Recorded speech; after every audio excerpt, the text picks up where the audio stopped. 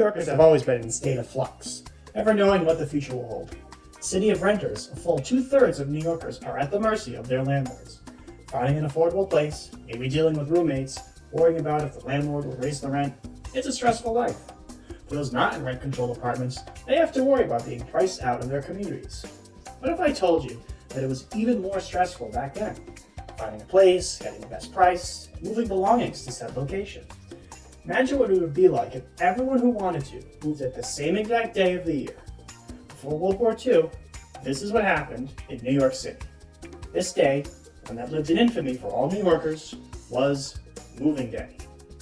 Stick around to find out more. My name is Angelo, and this is Architecture with Angelo. The housewife of New York today, who was not so fortunate as to possess a permanent domicile, wakes up to other thoughts than those of flowers and green boughs on May morning. To many, it is a dream of torment, confusion, and expense, and landlords and real estate agents are the evil spirits that rule the day. When New Yorkers celebrate that day, as they do invariably, it is, if not in sackcloth and ashes, in dust and piles of carpets and confused heaps of furniture.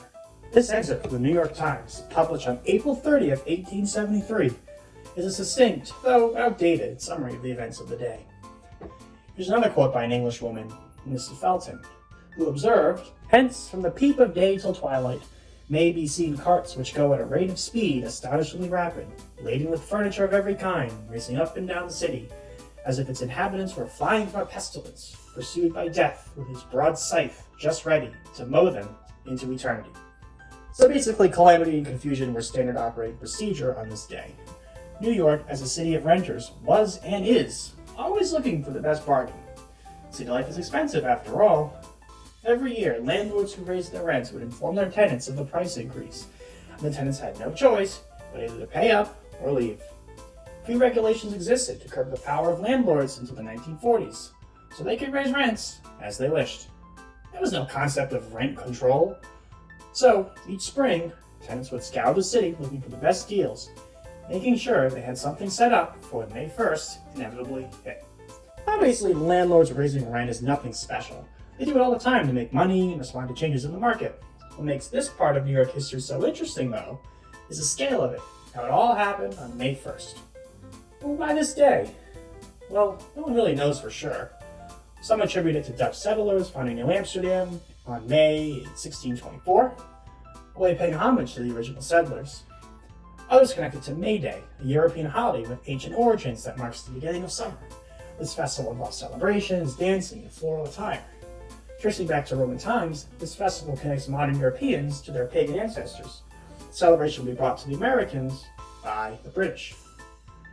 No one really knows for sure why May 1st was chosen, but it was. On this day, pandemonium reigns supreme over the city as people scurry around with all their belongings. Naturally, with 1 million people literally moving at the same time, stuff would get damaged. Whether it's a bed frame, another piece of furniture, or something else, your belongings will not emerge from moving day unscathed. So why did I make this video? To just give a history lesson? What's the point of that? We can just find it all on Wikipedia. Well, what I do in this channel is look at how we impact our built environment. You know, the stuff around us. Buildings, roads, cars, bridges, trains, all connecting with our way of life. I also look at how power informs and influences all of these factors. Landlords, whether they know it or not, are architects of the built environment. They play a significant role in how people live. When someone owns their own property, they gain a sense of independence, skin in the game, investment, something to potentially pass down to their children.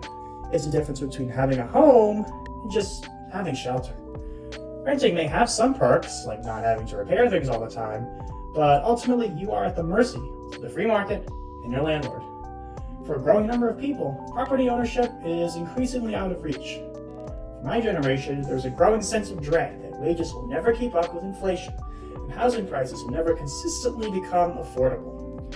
It's almost like we're going back in time, as if it's New York City in the early 20th century. Landlords were puppet masters exploiting the intrinsic need for shelter shared by every human being. While we're not all running around like chickens with our heads cut off all in the same day, we are still in the same system that incentivizes this behavior. The feeling of purpose and accomplishment by owning property is being strategically and systematically dismantled by Wall Street, investment firms like BlackRock strategically purchasing middle-class housing in growing metro areas with lots of economic opportunity, the homes that millennials and Gen Z want.